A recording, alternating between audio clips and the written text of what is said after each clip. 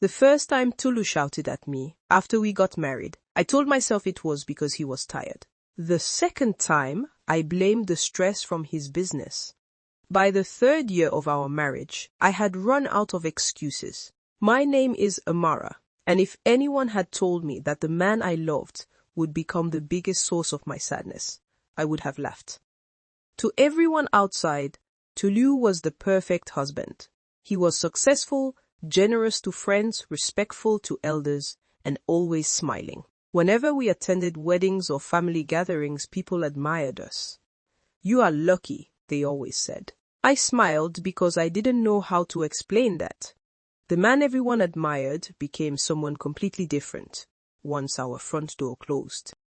Tolu had one terrible habit. He believed he was never wrong. If he forgot to pay the electricity bill and the power was disconnected, somehow it became my fault. If he misplaced his car keys, he accused me of moving them. If dinner was ready 5 minutes late, he acted as if I had committed a crime. Whenever I tried to explain myself, he would interrupt. "Keep quiet. I don't want excuses. You always have something to say." At first I argued back. Then I started crying. Eventually I stopped saying anything. Silence became my safest response. One Saturday morning, I woke up with a high fever. My body was aching, but I still managed to prepare breakfast before he woke up. When he came downstairs, he lifted the cover from the food. Beans again. I looked at him weakly. "It's the only thing I could cook." "I'm not feeling well." He didn't even ask what was wrong. "So because you're sick, I should suffer." He pushed the plate away. "I'll eat outside." He picked up his car keys and left. I stood there staring at the closed door. Not because he refused to eat, because he never asked if I was okay. That afternoon, my younger sister Ada came to visit. The moment she saw me sweating, she became worried. "Have you gone to the hospital?" I shook my head. "Tolu has the cough." She frowned. "So he left you like this?" I didn't answer. She already knew the answer. Ada took me to a nearby clinic with a taxi. The doctor said I was severely dehydrated and needed treatment immediately. I spent the rest of the day on a drip. Around 8 p.m., Tolu finally called. "Where are you?" "I'm at the clinic." "What clinic? I've been sick." Instead of asking how I was feeling, he became angry. "You couldn't tell me before leaving the house?" I looked at my phone in disbelief. "I called you. My phone was on silent.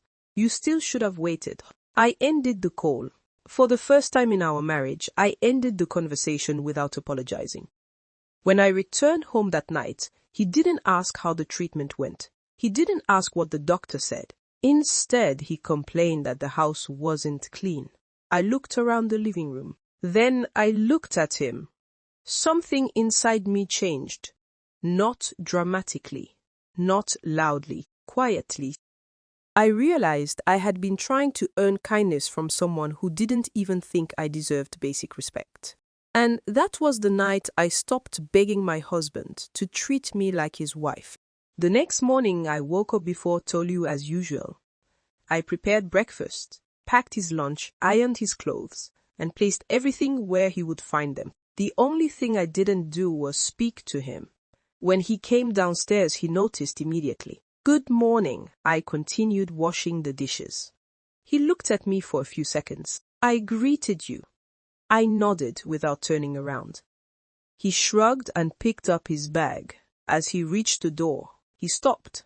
"Where's my wristwatch?" I didn't answer. He searched the living room, the dining table, and finally went back upstairs. 5 minutes later, he came back holding the watch.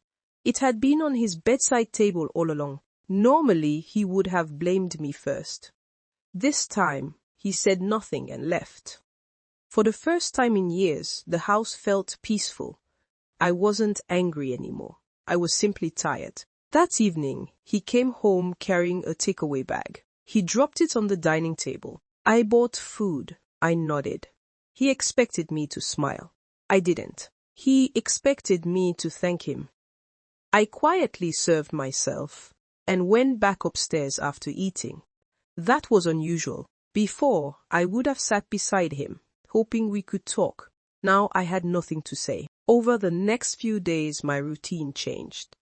I still fulfilled my responsibilities as his wife. The house was clean, his clothes were washed, his meals were ready, but I stopped following him around the house. I stopped asking where he was going. I stopped asking when he would be back. I stopped checking whether he had eaten. If he wanted to talk, he knew where to find me. One Friday evening, his best friend Kuno came to visit. They sat in the sitting room watching football while I stayed in the bedroom reading. After almost an hour, Kunle walked upstairs. Amara, I looked up. Your husband said you should bring us drinks. I smiled politely.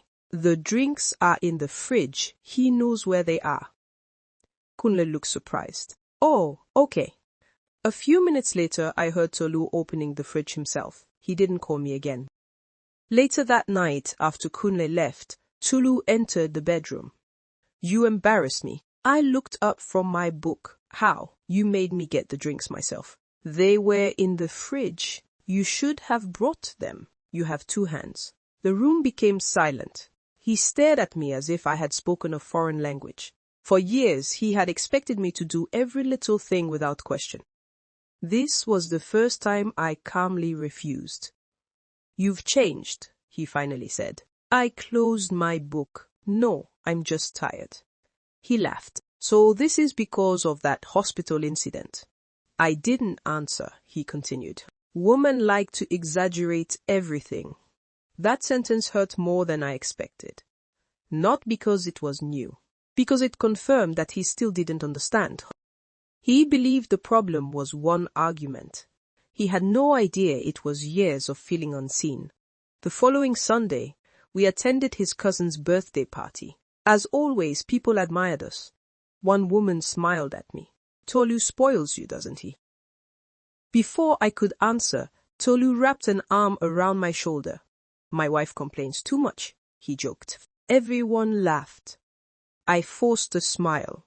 On the drive home, neither of us spoke. Halfway home, he suddenly asked, Are you still angry? I looked out the window. No. Then why are you behaving like this? I turned to him for the first time that day.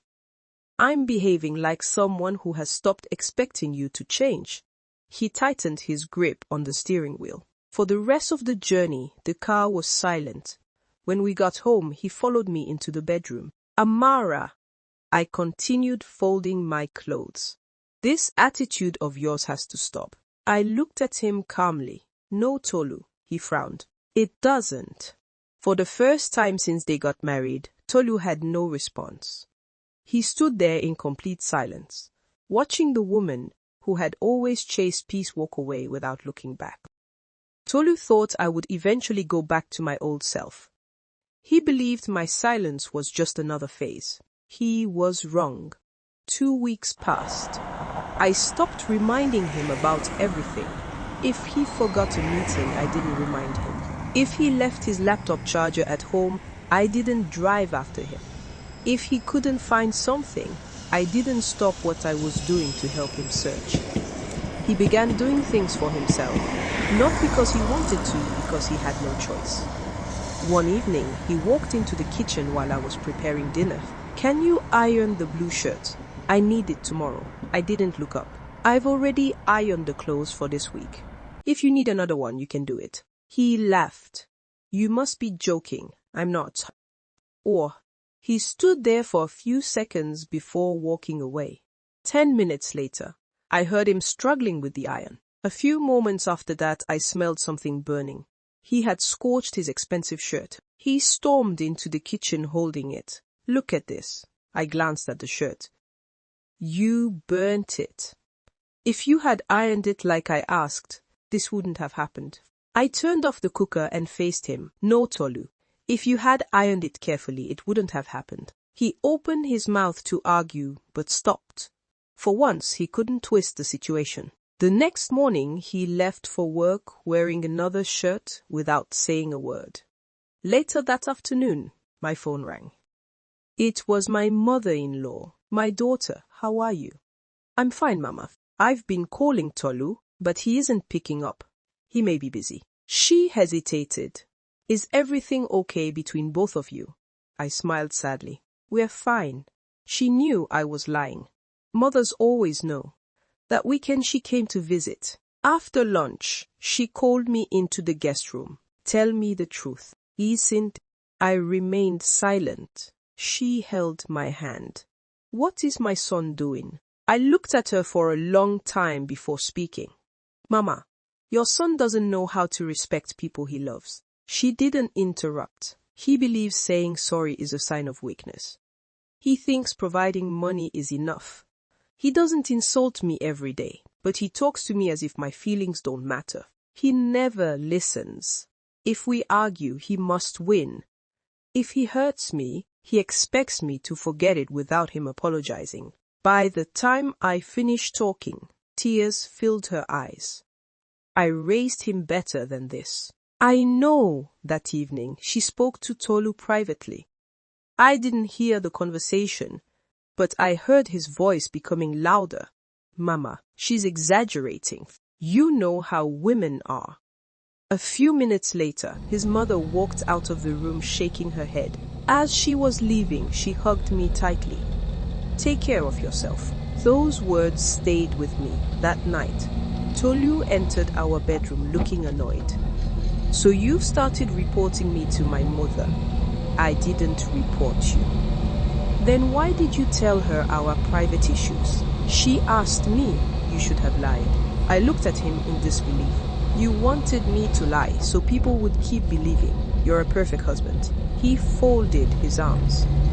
Marriage isn't perfect. I know. So why are you making everything look worse than it is? I took a deep breath. I'm not making anything look worse. I'm finally telling the truth. He stared at me. The truth is, I'm lonely in this marriage. He looked away for a second. Then, as always, he tried to end the conversation. I'm tired. He picked up his pillow. I'll sleep. Before he could lie down, I spoke again. No, Tolu, he turned. I've been the one losing sleep for years. This time, you'll listen. He stood there quietly. I don't need expensive gifts. I don't need vacations. I don't even need you to agree with me all the time. I just need a husband who can admit when he's wrong. A husband who can apologize. A husband who sees me as his partner, not someone he can command. The room was silent. For the first time since they got married, Tolu didn't defend himself. He didn't blame work. He didn't blame stress. He didn't blame me. He simply stood there, staring at the floor. After our conversation that night, Tolu became unusually quiet. For the first time since I had known him, he wasn't trying to prove he was right. He left for work the next morning without saying much. When he returned that evening, he greeted me. I answered politely and continued reading my book. He stood there as if he wanted to say something, but the words refused to come out. For 3 days, the house remained peaceful. No arguments, no shouting, just silence. On the 4th day, I came home from the supermarket and found him in the kitchen. I stopped in surprise. Tolu was cooking. The kitchen was a mess, but he was trying. I watched a recipe online, he said awkwardly. I hope it's edible. For the first time in weeks, I almost smiled. We ate dinner quietly. It wasn't perfect. The rice was too soft, and the stew had too much pepper. But I finished everything on my plate. After dinner, he cleared the table without being asked. That had never happened before. Later that night, he knocked on the bedroom door. Can we talk? I nodded. He sat at the edge of the bed and looked down at his hands. I've been thinking. I waited. When my mother called me after she left here, she said something that has been disturbing me. He paused. She said, if your wife has stopped complaining, you should be afraid. It means she's already tired. His voice became softer. I realized you stopped fighting because you had stopped expecting anything from me. I didn't interrupt. He took a deep breath. I've spent years believing that providing money made me a good husband. I never noticed how I spoke to you. I always expected you to adjust. I never adjusted for you. His eyes became watery. Then he said the words I had waited years to hear. I'm sorry, Amara. Not I'm sorry if you were offended. Not I'm sorry, but just I'm sorry. The room was silent. He continued. I've replayed so many moments in my head. The hospital, the birthday party. The countless times I blamed you for things that weren't your fault. I kept telling myself I was the head of the house. But somewhere along the line, I forgot I was supposed to love you too. A tear rolled down my cheek. Not because everything was suddenly fixed, but because for the first time, he had accepted responsibility without making excuses. I don't expect you to forgive me today, he said. I know trust isn't rebuilt with one apology. I just want the chance to become the husband you deserve from the beginning. For a long moment, neither of us spoke. Then I asked a question that had lived in my heart for years. What happens when we disagree again? He didn't answer immediately. Finally, he said, then I'll listen before I speak. And if I'm wrong, he smiled weakly. I'll say I'm wrong, it sounded simple. But for Tolu, those words meant everything. The month that followed weren't perfect. He still made mistakes. Sometimes he raised his voice. Sometimes he became defensive. But there was one important difference. He would stop, take a breath, and say, I'm sorry. Little by little, our home changed. Conversations replaced arguments. Respect replaced pride. Laughter slowly returned. One evening, we sat on the balcony watching the rain. Tolu reached for my hand. You know, he said with a smile, I used to think saying sorry would make me look weak. Swanti. I squeezed his hand gently, and now, he looked at me. Now, I know refusing to apologize almost cost me the best thing that ever happened to me. I rested my head on his shoulder. No marriage is perfect. No husband is perfect. No wife is perfect. No wife is perfect.